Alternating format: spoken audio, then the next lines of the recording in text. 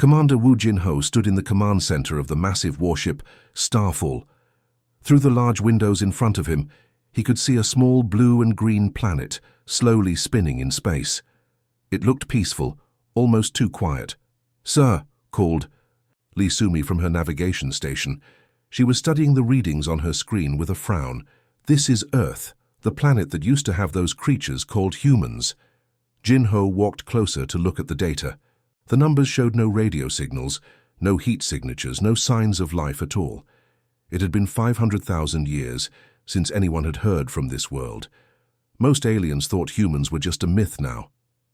"Are you sure this is the right planet?" asked Park Min-ho, the second in command.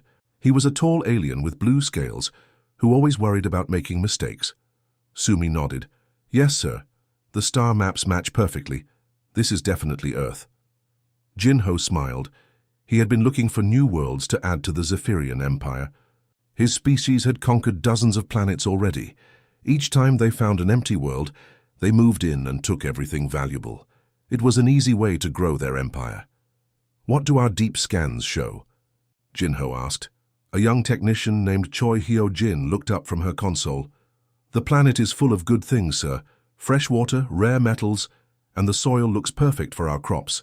It's like finding treasure." Minho checked his tablet. The reports from 500,000 years ago said humans were weak creatures. They used primitive weapons and slow ships. Even if some survived, they would be easy to defeat. Jinho laughed. Humans probably killed themselves off long ago. They were known for fighting each other constantly. The bridge crew chuckled at this. Everyone knew stories about how humans couldn't get along with their own kind. It was hard to believe such a divided species could last very long. "Sir," Sumi spoke again, "should we start the landing process?" "Not yet," Jinho replied. He was a careful leader who didn't like surprises. "First, we need to make sure the planet is really empty. Send out the scout ships." 3 pilots stood up from their stations, Han Nari, Yoon Tae-min, and Lee Jun-woo. They were the best scouts in the fleet, known for finding hidden dangers that others missed. Nari saluted. "How far should we go, Commander?" "Check the whole planet," Jinho ordered. "Look for any signs of life or technology. If you find anything unusual, return immediately." The scouts left the bridge, excited about their mission. Finding an empty, valuable planet was every explorer's dream. They could already imagine the rewards they would get for helping the Empire claim this world. Jinho watched as the small scout ships launched from the main vessel. They looked like tiny dots against the large planet, but he knew they were equipped with the best sensors the Empire had. "The other ships in our fleet are asking for orders," Minho reported. Jinho looked at the tactical display. Around Earth, 50 large warships waited for his command. Each one carried thousands of soldiers and workers ready to take over the planet. "Tell them to stay in position," Jinho decided. "We'll wait for the scout reports before we do anything." Sumi was still staring at her screen. "Sir, there's something strange about these readings." "What do you mean?" Jinho asked, moving to look over her shoulder. "The planet shows no life signs, but there are some odd energy patterns. They're very weak, almost like echoes of old technology." Jinho shrugged. "Probably just leftover signals from when humans lived there. Old planets often have ghost readings like that." The communication system crackled to life. "Commander, this is Scout Pilot Han Nari. I'm approaching the planet's orbit now. Everything looks quiet from up here." "Stay alert," Jinho reminded her. "Even empty planets can be dangerous." As the minutes passed, Jinho felt more confident about their mission. The planet looked perfect for their needs. Soon, millions of Zephyrian colonists would call Earth their new home. The valuable resources would make his empire even stronger. He couldn't wait to report this success to the Emperor. Finding such a valuable world would surely earn him a promotion. Maybe they would even name the planet after him. Jinho smiled as he imagined the future. In just a few hours, they would plant the Zephyrian flag on Earth's surface. Another dead world would join their vast empire, and no one would remember that humans had ever existed. Little did he know, some things in the universe are not as dead as they appear.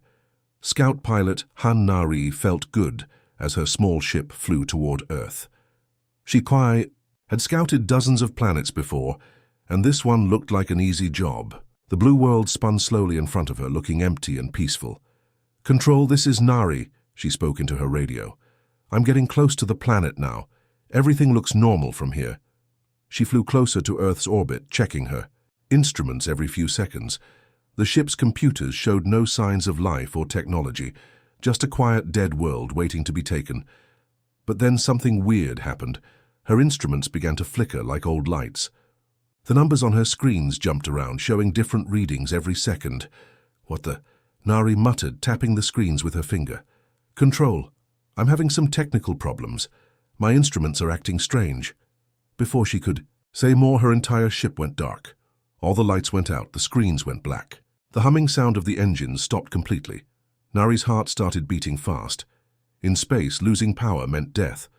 She tried to restart the ship, pushing buttons and flipping switches, but nothing worked. Fear crept up her throat, like cold water. Then something impossible happened. The empty space around her began to shimmer. It looked like heat waves rising from hot ground in summer. The starlight bent and twisted in ways that hurt her eyes to watch. Slowly, like a nightmare, becoming real, a massive black ship appeared from nowhere. It was huge, bigger than Commander Jin Ho's entire warship. It was so large that Nari's scout ship looked like a tiny bug next to it. The black ship had no lights, no markings, no windows. It seemed to eat the light around it, like a piece of— The night sky had turned solid. Nari had never seen anything like it in her entire life. Her emergency radio crackled to life. A voice spoke, calm, clear, and terrifyingly polite. "Zephyrian vessel," the voice said. "You are trespassing."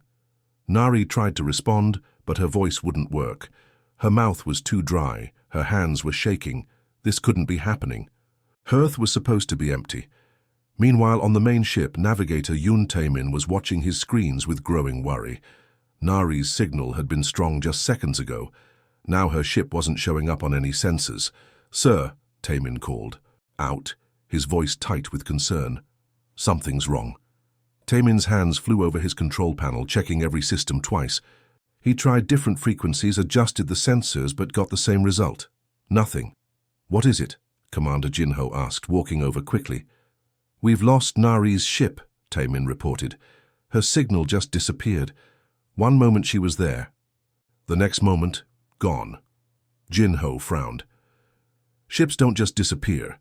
Check for technical problems." "I've checked everything, sir. All our systems are working fine. It's like her ship just stopped existing." The communication board suddenly lit up with an emergency signal from their second scout, Junwoo. "Control, control." Junwoo's voice was filled with panic. "Something huge just appeared near Earth. I can see Nari's ship. It's just floating. They're dead. And there's something else, something big and black." Jinho grabbed the radio. "Junwoo, calm down. Describe exactly what you see." "It's enormous, sir. I've never seen a ship that size. It came out of nowhere like it was invisible. Nari's ship is just drifting, no power, no movement, on her dead ship." Nari tried to understand what was happening. The voice had been speaking her language perfectly, but it sounded different somehow. There was something ancient about it, like hearing words from a very old recording. The black ship didn't move or make any threatening gestures. It just stayed there, silent and waiting. Nari could feel eyes on her, though she saw no windows or cameras. Back on the main ship, Taemin was getting more worried. "Sir, we're losing contact with our other scouts too. Junwoo's signal is getting weaker." "That's impossible," Jinho said. "Our communication systems work perfectly. Nothing can block them." But as they watched, the signals from their scout ships faded one by one. Soon the screen showed only empty space where 3 ships should have been. "Sir," Operator Choi Hyo-jin spoke up from her station. "I'm picking up an energy signature unlike anything in our database. It's massive." Jinho felt a cold feeling in his stomach. This was supposed to be a simple mission, land on an empty planet and claim it for the Empire. But now they faced something unknown, something that could make their ships disappear without a trace. The universe suddenly felt much larger and more dangerous than it had that morning. Commander Jin Ho stood on the bridge of his warship, staring at something that made his mind hurt to understand. Where there had been empty space before, a massive black ship now floated in front of his entire fleet. It was bigger than anything he had ever seen, so large that it looked like a small moon made of metal. The ship's surface was completely black. Not just dark, but truly black, like it was eating the light from nearby stars. When Jin-Ho looked at it, his eyes couldn't focus properly. It was as if the ship existed but didn't want to be seen. "Sir," whispered Lee Sumi, the navigation officer. Her voice was barely above a whisper. How is something that big possible?" Jin-Ho couldn't answer. In all his years exploring the galaxy, he had never encountered anything like this. The largest ships in the Zephyrian Empire were like insects compared to this dark giant. The communication system came alive again. The voice was the same one that had spoken to Scout Nari, calm and patient, like a teacher talking to children. "I am Admiral Kim Hye-jin," the voice said. "Terran Deep Space Fleet, 15th Guardian Wing." The bridge fell silent. Everyone stopped moving, stopped breathing for a moment.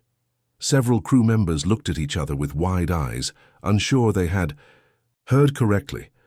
"Impossible," Jin-Ho muttered, shaking his head. "Humans disappeared 500,000 years ago. Everyone knows that." Admiral Hye-jin's voice came back, unchanged by Jin-Ho's disbelief.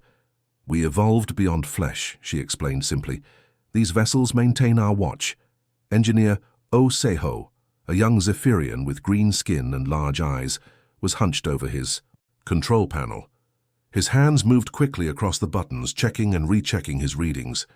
"Sir," Se-ho said, his voice shaking, "their technology, it doesn't register on any of our sensors." Jin-Ho walked over to look at Se-ho's screen. The readings made no sense. Where the giant ship should have shown up, there was nothing. Most advanced scanners could detect the smallest pieces of metal in space, but this massive vessel appeared to be invisible to all their instruments. "That's impossible," Jin-Ho said. "Nothing can be invisible to our scanners." Se-ho looked up at his commander. "According to our computers, there's nothing there, but we can see it with our eyes." Park Min-ho, the second-in-command, was checking the tactical systems. "Sir, this could be some kind of trick. Maybe it's just a hologram to scare us." Before Jin-Ho could respond, Admiral Hye-jin spoke again. "Your concerns are understood but misplaced. What you see is real." The crew exchanged nervous glances. How could the alien admiral hear their conversations?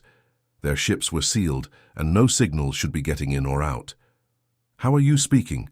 "Our language," Jin-Ho asked into the radio. "And how can you hear us?"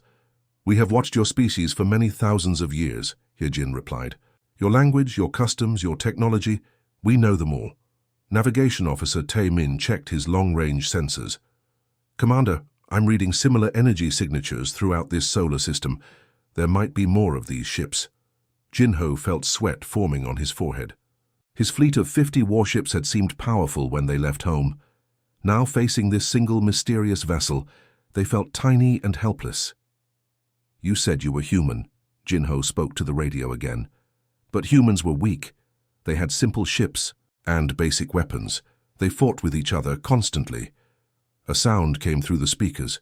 Was it laughter? It was strange, like an echo of old joy mixed with sadness. "We were all those things," Admiral Hye-jin agreed. "We were flesh and bone, anger and fear. But time changes many things. We learned to become something more." The black ship seemed to move slightly, though none of the sensors detected any motion. It was unsettling, like watching a mountain decide to take a step. "What do you want?" Jin-Ho asked, trying to sound braver than he felt. "We want what we have always wanted, to protect our home," Hye-jin answered. "Earth is where we began. It remains under our care." Oh Se-ho suddenly looked up from his instruments, his face pale. "Sir, I'm reading massive energy build-ups, but I can't tell where they're coming from." Jin-Ho realized they were in more danger than he had first thought. This wasn't just one ship, it was part of something much larger, something that had been hiding in empty space, watching and waiting. The humans weren't gone. They had become something far beyond anything the Zephyrian Empire had ever faced. Commander Jin-Ho looked at the massive black ship floating in front of his fleet. Fear mixed with anger in his chest. He had been exploring space for 20 years, and no one had ever challenged the Zephyrian Empire like this.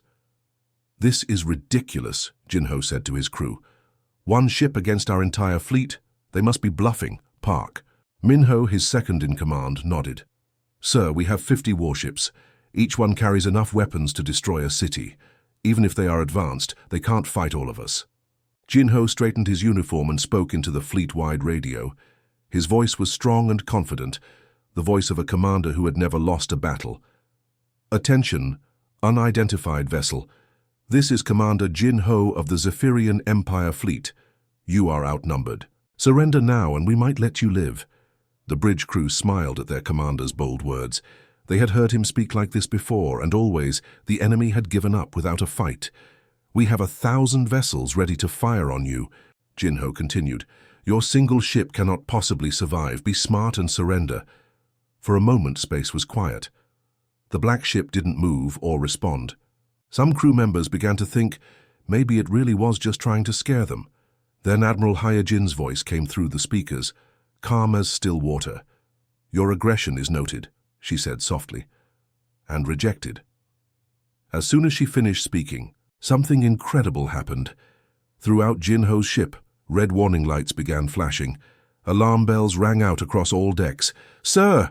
shouted Lee Sumi from her station. "The weapons systems are failing." Jinho spun around. "What do you mean? Failing?" "They're not responding, sir, none of them. The laser cannons, the missile launchers, the energy beams, nothing works." Across the fleet, the same thing was happening on every ship. Captain Lim Da-woon stood on the bridge of his vessel, the Star, Hammer, watching in horror as his entire weapons display went dark. "Engineering!" Da-woon shouted into his radio.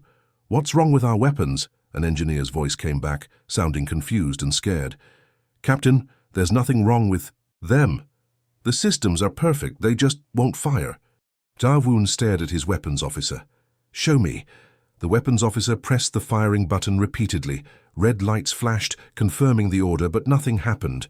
No energy beams shot out, no missiles launched. The weapons were perfect, but dead.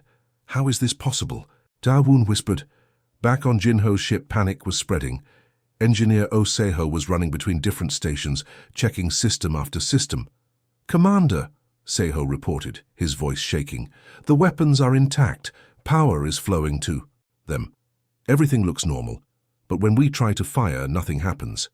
Navigator Yoon Tae-min looked up from his console. "Sir, I'm getting the same reports from all ships in the fleet. Every single weapon system has stopped working." Jinho felt his confidence disappearing like water through his fingers. "Check the power systems again. Check everything." "Sir," Sumi called out, "the lights are still on. Life support is working. Engines are fine. Everything works except the weapons." It was true, the ships were running perfectly. Computers worked, communications were clear, artificial gravity was normal. Only the weapons had stopped, as if someone had reached inside every ship and turned off just that one thing. "Maybe it's some kind of computer virus," Minho suggested desperately. But Seho shook his head. "Our systems are completely isolated. From outside signals, no virus could do this." On another ship in the fleet, Captain Park Soo-jin was having the same problem. Her chief engineer Kim Jae-woon had taken apart half the firing control system, trying to find what was wrong. "There's nothing broken," Jae-woon told her. "The weapons want to fire. The computers are giving the right orders. But something is stopping them." Soo-jin looked out at the black ship through her window. It still hadn't moved or done anything threatening. It just stayed there, waiting. "It's like they reached inside our ships without opening them," she said quietly. "Admiral." Hyejin's voice spoke again across all the ships. "You have experienced a small demonstration. Your weapons cannot harm us, and we prefer not to harm you." Jinho grabbed his radio. "Impossible. Our weapons are the most advanced in the galaxy." "Your weapons are indeed advanced," Hyejin agreed. "But we have had 500,000 years to improve ourselves. We can control matter at levels you do not yet understand." All across the fleet, crews stared at their useless weapons. Some pushed buttons over and over. Others tried to restart entire systems. Nothing worked.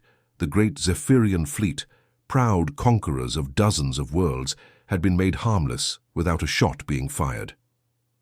Commander Jinho stood on his bridge, staring at the massive black ship that had made his entire fleet helpless.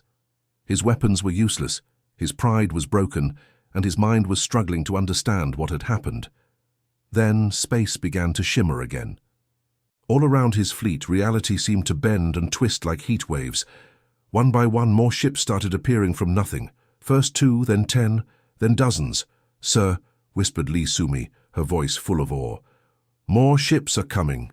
Jin Ho watched in growing horror as hundreds of black vessels materialized around them. Each new ship was the size of a small city, dark and silent, like sleeping giants. They didn't make a sound, didn't flash any lights, didn't move aggressively. They just appeared and waited. "How many?"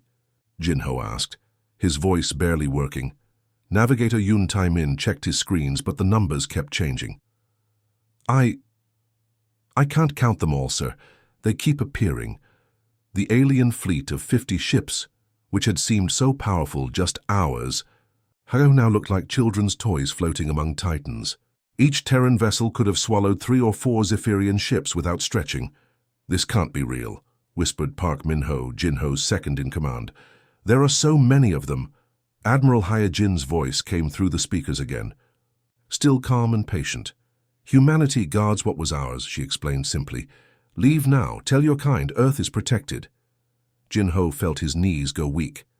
He grabbed the rail near his command chair to stay standing. All his life he had believed the Zephyrian Empire was the strongest force in the galaxy. They had conquered world after world, always winning, always taking what they wanted. Now he knew they were nothing. Just one small group of people playing war games while something truly powerful watched from the shadows. "Sir," Sumi said gently, "what are your orders?" Jin Ho looked around his bridge. His crew were all staring at him, waiting for him to be strong, to be their leader. But he felt small and scared, like a child who had broken something very valuable. "Send a message to all ships," Jin Ho said quietly. "We're leaving." Some of his officers looked surprised. Captain Lim De-woon's voice crackled over the radio from his ship. "Sir, are we really going to retreat? The Empire will not be happy." Jin Ho almost laughed, but it came out more like a sob. "The Empire? Da-woon, look around you. We can't fight these people. We can't even understand their technology." Engineer Oh Se-ho was still staring at his instruments. "Sir, I've been studying their energy signatures. What they're doing should be impossible. They're controlling space itself." "Exactly," Jin Ho said. "We're leaving. All ships, prepare for retreat." As the Zephyrian ships slowly turned away from Earth, Jin Ho took one last look at the black fleet surrounding them. He tried to count them again, but gave up. There were too many, maybe hundreds, maybe thousands.